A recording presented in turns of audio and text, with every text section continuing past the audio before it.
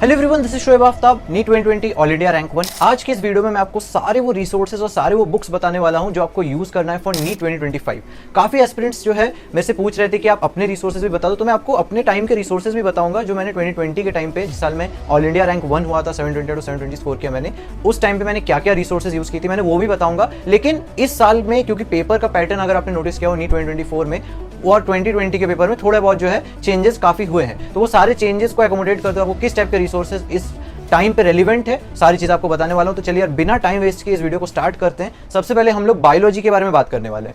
Biology में आपको सबसे पहले तो डेफिनेटली यार एक चीज पता है कि एनसीईआरटी जो है मेन होता है, एनसीईआरटी किंग है यहाँ पे। एनसीईआरटी 11-12 आपको पढ़नी ही पढ़नी है।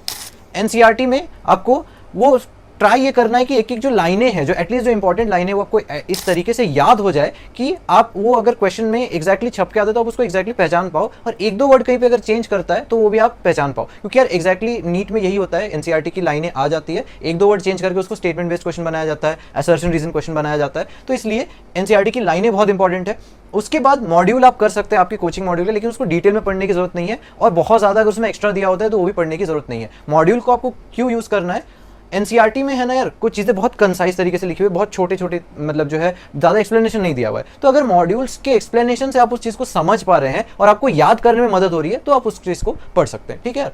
उसके बाद एग्जाम के पॉइंट्स या हाईलाइटेड पॉइंट्स जो आपकी टीचर आपको हाईलाइट कराए या फिर बता दे कि ये जो पॉइंट्स है ये एग्जाम ओरिएंटेड बहुत इंपॉर्टेंट है, या फिर उसमें शॉर्ट नोट्स के फॉर्म में, पॉइंटर्स के फॉर्म में, अगर कोई चीज़ को एनसीईआरटी के कोई पॉइंटर्स के फॉर्म में उस चीज़ को दे रखा है, तो अगर अच्छे से प्रेजेंटेबल वे में दिया हुआ है तो आप उस चीज़ को भी पढ़ सकते हैं अपने मॉड्यूल में। इसके अलावा क्वेश्चन प्रैक्टिस के लिए मॉड्यूल काफ़ी सही रिसोर्स है, डेफिनेटली आप मॉड्यूल यूज़ कर सकते हैं।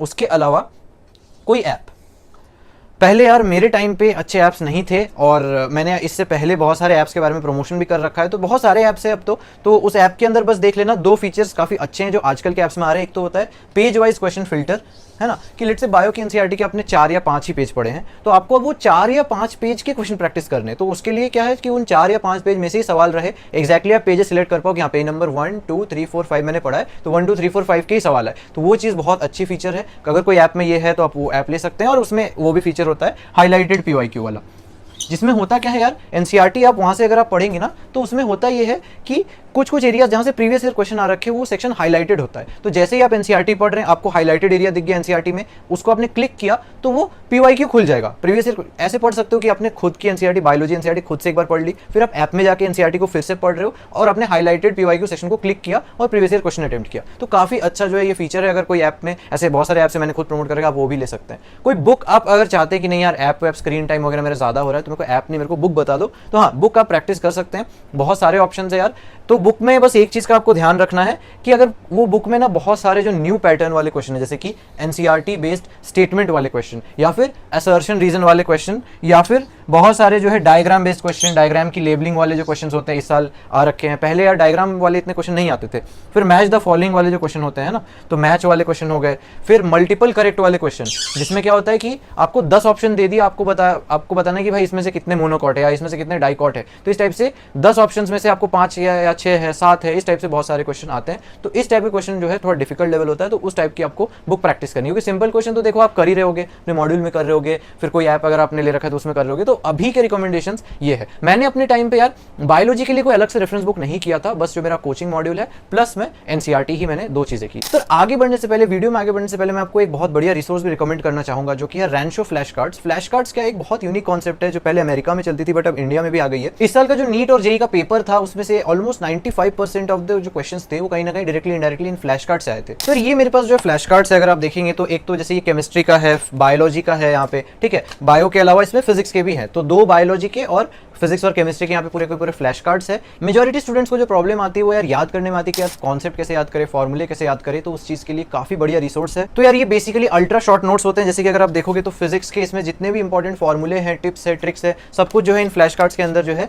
कवर होता है, ठीक है। तो ये बेसिकली 1 या 2 जो है फ्लैश कार्ड के फॉर्म में अगर आप देखोगे तो आगे और पीछे देखोगे तो ये कुछ ही फ्लैश कार्ड्स के अंदर एक पूरा का पूरा जो चैप्टर है वो समराइज्ड होता है। सारे इंपॉर्टेंट फॉर्मूले हो गए, इंपॉर्टेंट कॉन्सेप्ट, डायग्राम्स हो गए। अगर जैसे बायो हो गया तो जैसे अगर आप बायो को देखोगे तो बायो में जैसे जितने भी इंपॉर्टेंट यहाँ पे डायग्राम्स हो गए, तो डायग्राम की लेबलिंग वगैरह सब कुछ इसमें मेंशन्ड है। इंपॉर्टेंट शॉर्ट नोट्स के फॉर्म में यहाँ पे देखो दिया गया है, टेबल फॉर्म में कोई भी कंपैरिजन होता है, जैसे कि अगर आप यहाँ पे देखोगे तो लेट्स से जैसे यूकैरियोटिक सेल के बारे में यहाँ पे थोड़े से शॉर्ट एकदम बाइट साइज कंटेंट के फॉर्म में ये पूरा रिवाइज करवाया गया है, ठीक है। तो बहुत बढ़िया कंटेंट है। और यार इन छोटे फ्लैश कार्ड के अलावा यहाँ पे कुछ बड़े फ्लैश कार्ड्स भी है, जैसे अगर आप देखोगे तो जैसे इस फ्लैश कार्ड के अंदर ह्यूमन हेल्थ एंड डिजीज के बारे में बताया गया है, यहाँ पे बायोडाइवर्सिटी कंजर्वेशन के बारे में बताया गया। फिर जो रिएक्शंस वगैरह के लिए भी अलग से, जैसे देखो पी ब्लॉक हो गया, रिडॉक्स रिएक्शन हो गया, तो इस टाइप से बहुत सारी चीज़ें जो है कवर्ड है। यहाँ पे ऑर्गेनिक के लिए पूरा अलग से बुकलेट है, ऑर्गेनिक की पूरी बुकलेट है जिसमें सारे रिएक्शंस वगैरह बहुत कुछ अगर आप देखोगे तो समराइज्ड है, बहुत प्यारे तरीके से दिए गए, बढ़िया कलरफुल तरीके से यहाँ पे दिया हुआ है, कलरफुल डायग्राम से, तो आपको माइंड में भी जो है याद रहेगा। तो ये याद करने का काफी बढ़िया तरीका है। बहुत सारे साइंटिफिक स्टडीज हो रखे हैं जिसमें ये बताया गया है कि हम बहुत विजुअल क्रिएचर्स होते हैं, तो बार बार अगर आपको कलरफुल फ्लैश कार्ड्स को बार बार पलट पलट के देख रहे हैं, रोज कहीं ना कहीं उसी में से रिवाइज कर रहे हैं, और वो छोटे छोटे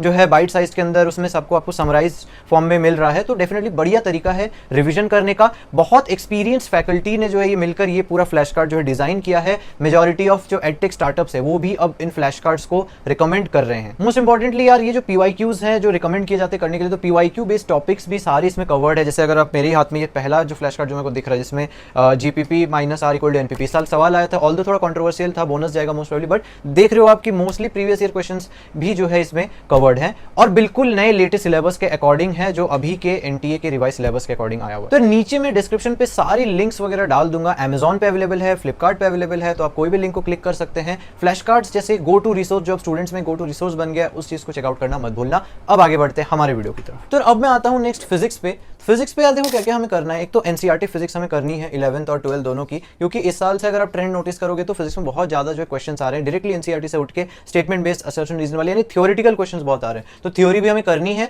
और इस पे बेस्ड अगर आप एनसीईआरटी बेस्ड क्वेश्चन प्रैक्टिस के लिए फिर से कोई ऐप या फिर कोई बुक जो है यूज कर सकते हैं, ताकि आपका थ्योरेटिकल जो पार्ट है वो क्लियर हो जाए। कॉन्सेप्ट क्लैरिटी के लिए अगर आपको कोई एक्स्ट्रा रेफरेंस बुक चाहिए तो आप एचसी वर्मा कर सकते हैं। मैंने एचसी वर्मा किया था, बट क्वेश्चन प्रैक्टिस नहीं करनी है। मैं फिर से बता रहा हूं, आई नो ऑल्दो सुनने में वियर्ड लग रहा है, but question practice HC Verma की नहीं करनी है, बहुत ज्यादा डिफिकल्ट आपको लग सकती है, इसलिए बिल्कुल मत जाना। बस थ्योरी पढ़ना, समझने की कोशिश करना, क्योंकि फिजिक्स में ना स्टूडेंट्स बहुत बड़ी गलतियां करते हैं कि वो सीधे क्वेश्चन में घुस जाते हैं, लेकिन उनको समझ ही नहीं आ रहा होता है कि चल क्या रहा है। तो यार कॉन्सेप्ट को पहले ढंग से समझो। एचसी वर्मा यूज कर सकते हो थ्योरी के लिए, बाकी क्वेश्चन प्रैक्टिस के लिए सिंपल आपका कोचिंग मॉड्यूल बेस्ट है। डेफिनेटली अगर आप कोई अच्छे कोचिंग में जा रहे हो तो मॉड्यूल जनरली मोस्टली अपडेटेड होते ही हैं, तो क्वेश्चन प्रैक्टिस के लिए। और डीपीपी आपको अगर डेली प्रैक्टिस प्रॉब्लम मिल रहा है तो आप वो भी कर सकते हैं। ऑनलाइन अगर आप किसी कोचिंग में ज्वाइन कर रखा है, आपने कोई ऑनलाइन कोर्स ले रखा है, तो उसके अंदर भी डीपीपी होता है, क्वेश्चन प्रैक्टिस के लिए फीचर्स होते हैं। ओके, क्लास नोट्स या सॉल्व एग्जाम्पल काफ़ी अच्छा रिसोर्स है इनिशियल रिसोर्स के पॉइंट ऑफ व्यू से। जैसे कि आज ही मैंने क्लास में वो टॉपिक पढ़ा है और मैंने नोट्स बनाए हैं, सॉल्व एग्जाम्पल्स लिखे हैं जो हमारे सर ने करवाए। तो ये चीज़ जब मैं वापस से अपने घर पे जाके इसको वापस से पढ़ूंगा तो बहुत बढ़िया जो है मेरे को रिटेंशन हो जाएगा, बहुत बढ़िया समझ भी आ जाएगा, याद भी रहेगा। जनरली मेरे साथ ये होता था, मैं क्लास नोट्स बढ़िया बनाता था, क्लास में टीचर की सारी चीज़ें सुनता था और वापस जाके उसको जो है फिर से पढ़ता था, तो मेरे को एक्जैक्टली लाइनें याद आती थी जो हमारे टीचर ने बोली, और फिर एग्जाम में भी हमारे टीचर की लाइनें याद आती कि हाँ यार टीचर ने ये चीज़ बताई थी। तो ये बहुत इंपॉर्टेंट है। इसके अलावा आपको क्या करना है, एक्स्ट्रा जेई मेंस के पीवाईक्यू आप कर सकते हैं। जेई मेंस के पीवाईक्यू यार कहीं ना कहीं अब नीट में भी आ रहा है, तो जेई मेंस के पीवाईक्यू आप कर लेना। उस लेवल की क्वेश्चन प्रैक्टिस के लिए आप कोई रिसोर्स यूज कर सकते हैं कि जेई मेंस लेवल के प्रीवियस ईयर क्वेश्चन जितना, बहुत ज़्यादा डिफिकल्ट नहीं, एडवांस लेवल तो बिल्कुल मत करना, बट हाँ मेंस लेवल आप कर सकते हो। ये एसआरजी मॉड्यूल यार मैंने यूज किया था। बेसिकली क्या होता है, हमारे कोचिंग में ना क्या करते थे, जो अच्छे स्टूडेंट्स होते थे, जो अच्छा परफॉर्म कर होते थे, उन्हें एक एसआरजी करके ग्रुप में डाला जाता था और उनको एक मॉड्यूल दिया जाता था। तो उस मॉड्यूल में भी थोड़ा सा जो है अप लेवल वाले क्वेश्चन, जेई मेंस या केवीपीवाई वाले क्वेश्चन होते थे, तो आपको जेई मेंस के पीवाईक्यू तक आप कर सकते हैं। इसके अलावा हैंडबुक या फिर फ्लैश कार्ड जो भी आपको ठीक लगे, क्विक रिवीजन के लिए, जिसमें 1 या 2 पन्ने के अंदर, जैसे मैंने भी अपने टेलीग्राम पे हैंडबुक डाल रखा है, तो उसमें 1 या 2 पेज के अंदर पूरा फॉर्मूला जो है समराइज्ड होता है। तो हैंडबुक फॉर फॉर्मूला शीट कह लो या माइंड मैप कह लो, इसको अलग अलग नाम से बोलते हैं, कहीं पे फॉर्मूला शीट बोलते हैं, कहीं पे माइंड मैप बोलते हैं, तो वो चीज़ आप रेफर कर सकते हो। आ जाओ आप केमिस्ट्री पे। केमिस्ट्री में आपको एनसीईआरटी फिजिक्स डेफिनेटली करनी है, बहुत ज़्यादा इंपॉर्टेंट है। बायो जितना ही इंपॉर्टेंट है, क्योंकि इनऑर्गेनिक में भी काम आता है, ऑर्गेनिक में भी काफ़ी काम आता है, फिजिकल में भी अब तो जो है थ्योरेटिकल क्वेश्चन आने लगे। उसके अलावा क्लास नोट्स मेरे को ऑर्गेनिक में उसने बहुत ज़्यादा हेल्प की, क्योंकि ऑर्गेनिक में कंसेप्चुअल होता है, बहुत ज़्यादा आपको कॉन्सेप्ट समझ आना चाहिए, तभी आप जो है बहुत सारे क्वेश्चंस को सॉल्व कर पाते हैं। तो कंसेप्चुअल चैप्टर इनऑर्गेनिक में भी, जैसे यार केमिकल बॉन्डिंग हो गया, पीरियोडिक टेबल हो गए, थोड़े कंसेप्चुअल चैप्टर, वहाँ पे क्लास नोट्स काफ़ी अच्छे हैं। तो क्लास नोट्स बनाओ ढंग से, टीचर की बातें सुनो, क्लास नोट्स बनाओ और फिर उसको रिवाइज करो, ठीक है। फिर coaching module for question practice simple या डीपीपी जो भी आपको ठीक लगे, कोचिंग मॉड्यूल बेस्ट होता है इसमें। उसके अलावा एनसीईआरटी बेस्ड क्वेश्चन प्रैक्टिस के लिए फिर से यहाँ पे भी ऐप या बुक यूज कर सकते हो। हैंडबुक आपको काम आएगा फिजिकल केमिस्ट्री के फॉर्मूले के लिए, तो फॉर्मूला शीट कह लो, माइंड मैप कह लो। इनऑर्गेनिक के रिएक्शंस हो गए, ऑर्गेनिक के नेम रिएक्शंस हो गए, ये सब किसमें मिलता है आपको, हैंडबुक में, है ना। फिर ये यार मैंने यूज़ किया था, आपको मैं रिकमेंड, अभी जनरली नॉट रिकमेंडेड में मान लो, बट मैंने यूज़ किया था, एन अवस्थी यूज़ किया था मैंने, बालाजी पब्लिकेशंस की एक बुक आती है एन अवस्थी फिजिकल केमिस्ट्री के लिए और ऑर्गेनिक केमिस्ट्री के लिए, एम एस चौहान, दोनों ही बालाजी पब्लिकेशंस की है। थोड़े अप लेवल के इसमें सवाल होते हैं और डिटेल में क्वेश्चन प्रैक्टिस होती है, बट अब इतना रिकमेंडेड नहीं है, आपके पास इतने सारे ऐप्स और रिसोर्सेज आ गए और कोचिंग मॉड्यूल जनरली सफिशिएंट होता है। चलो इंपॉर्टेंट टिप्स में बस मैं ये कहूंगा, लिमिटेड रिसोर्स फॉलो करो, बहुत सारा रिसोर्स फॉलो करने की कोई जरूरत नहीं है। Revision of the same resource must be done. जैसे कि ऐप स्लैश बुक है तो आपको ऐप या बुक दोनों नहीं ले लेना है, या तो ऐप से प्रैक्टिस कर रहे हो तो ऐप ही करो, और अगर बुक कर रहे हो तो सिर्फ बुक ही करो, ठीक है। तो इतना सब कुछ नहीं लेना है, कम रिसोर्स यूज करना है और सेम रिसोर्स को बार बार मल्टीपल टाइम्स जो है रिवाइज करना है, ठीक है। कोचिंग मॉड्यूल जनरली मैं प्रेफर करता हूं as compare to any book, क्योंकि यार बुक ना इतने जल्दी अपडेट नहीं होती है। जनरली जो बड़े बुक्स है जैसे कि let's say Cengage DC Pandey type हो गए ना, वो बुक्स ना मतलब आई फील उसमें थोड़ा आउटडेटेड सिलेबस रहता है, और एनटीए हर साल कुछ ना कुछ चेंजेस ला रहा है, तो फास्ट चेंज जो है कहीं ना कहीं कोचिंग मॉड्यूल से करते हैं, और कोचिंग मॉड्यूल से होते हैं जो अपने डिफिकल्टी लेवल को नीट के लेवल पे ही रखते हैं। ये जो बुक्स हैं वो थोड़े से अपने स्टैंडर्ड को अबव रखते हैं, क्योंकि इनका काम ही as a reference book serve करना या फिर as a extra question practice, क्योंकि टॉपर्स कह लो या मतलब जो लोग ज्यादा पढ़ना चाहते हैं वो इसको सॉल्व करते हैं, ठीक है। आगे बस मैं ये कहूंगा कि एक थॉट तो नहीं है बट एक काइंड ऑफ मेरा पर्सनल कोट है कि focus on what's in your control, most of your anxiety is based on things which you can not control, so hence it is not worth it. मतलब ये है कि हम बहुत सारी चीज़ों के बारे में सोचते रहते हैं और बहुत सारी चीज़ें ऐसी है जो हमारे कंट्रोल में भी नहीं है और हम उसको कुछ चेंज भी नहीं कर सकते, फिर भी सोच रहे हैं फालतू में उसको लेके एंजाइटी में आ रहे हैं, टेंशन ले रहे हैं। जैसे पेपर की डिफिकल्टी क्या होगी, ईजी होगी, टफ होगी या फिर मॉडरेट होगी, तो यार ये चीज़ हमें नहीं पता और ये हमारे हाथ में भी नहीं। हमारे हाथ में क्या है कि हाँ पेपर अगर बाई चांस थोड़ा टफ साइड भी आ जाए तो भी मैं उस चीज़ के लिए थोड़ा सा प्रिपेयर रहूँ। तो इस टाइप से आप अपने हाथ में जो है उस चीज़ पे फोकस करो, और जो आपके कंट्रोल में जैसे पेपर पोस्टपोन होगा या फिर ये सब जो न्यूज़ आती है कि पेपर का पैटर्न चेंज हो जाएगा, जो भी हो उसके लिए आपको प्रिपेयर रहना है, आपको अपने काम पे फोकस करना है, यानी कि आपकी खुद की पढ़ाई। सो दैट्स इट यार, इसी के साथ मैं एंड करता हूँ। होपफुली आपको वीडियो अच्छा लगा होगा, तो लाइक करना मत भूलना, अपने फ्रेंड्स के साथ शेयर जरूर करना, और मैक्सिमम स्टूडेंट्स जो ये देख रहे हैं उन्होंने चैनल को सब्सक्राइब नहीं कर रखा है, चैनल को सब्सक्राइब करना मत भूलना। मिलते हैं अगले वीडियो में, तब तक के लिए बाय बाय।